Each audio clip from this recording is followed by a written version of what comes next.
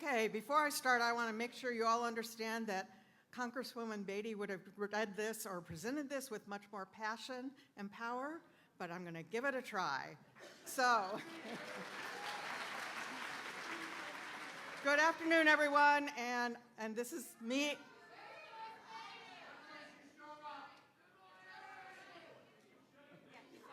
Sorry.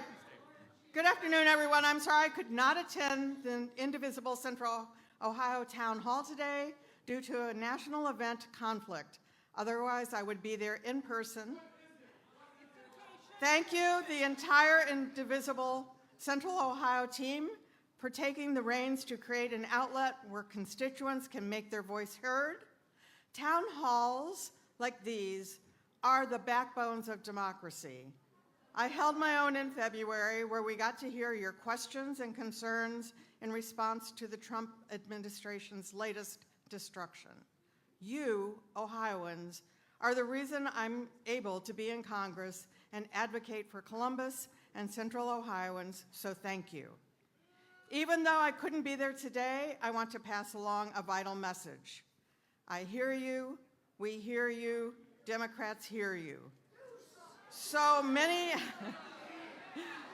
of you have called my office, sent letters, emails, posted on social media, and more, pleading with us to act.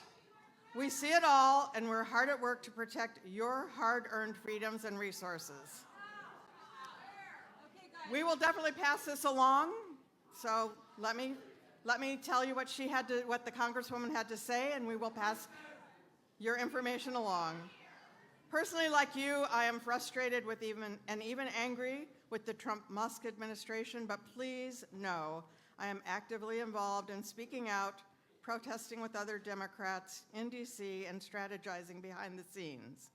I'll keep it real. The first couple of months of this administration have been horrific for hardworking Americans. Sweeping attempts to purge our non-political federal workforce, destroy and dismantle diversity, inclusion, and equity programs across America, and threats to slash earned benefits and much-needed resources like Social Security and Medicaid. For those of us on Social Security, we are all very concerned about this. And all of it, that was from me, not her, and all of it representing a rapid degradation of our democracy. But I won't go down without a fight. I have spoken out and stood for employees and protesters at HUD, Consumer Finance Protection Bureau, known as CFPB, the Treasury Department, and even on the U.S. Capitol steps. As we speak, we're hard at work organizing, flooding the zone, spreading the word, and fighting back with legislation and litigation that keeps your rights, freedoms, and resources intact. We need action, not words. I agree.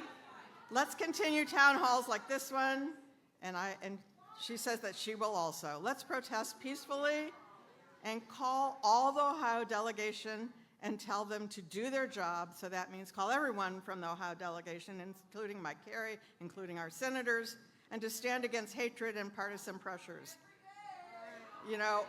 A lot of us have been down at Marino's office every Wednesday, and we would certainly welcome all of you to join us.